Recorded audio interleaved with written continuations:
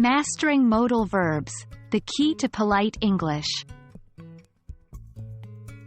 Hello, language learners.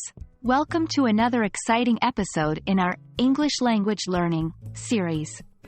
Today, we're focusing on a very important topic, modal verbs, which play a crucial role in softening language and making our speech sound more polite and diplomatic.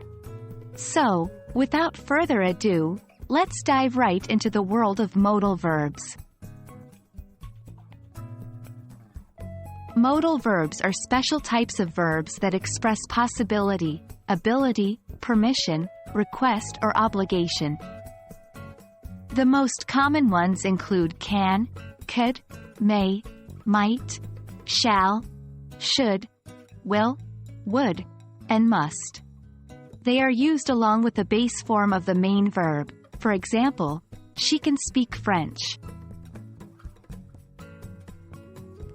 Using modal verbs can greatly soften your language and help you come across as more polite and considerate.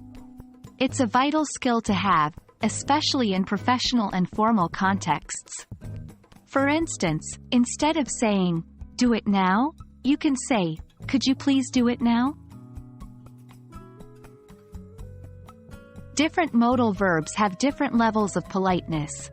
For instance, could, may, and might are generally considered more polite than can or will. Using could instead of can or might instead of will can make a world of difference to the tone of your request or suggestion.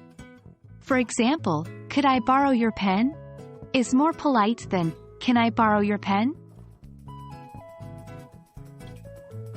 Learning to use modal verbs effectively requires practice. Try converting direct sentences into softer, more polite ones using modal verbs. For example, change "I want to see the report" to "Could I see the report, please?" It's a small change, but it makes a big difference. And that's it for today's lesson on modal verbs. Remember, mastering modal verbs is key to sounding polite and respectful in English.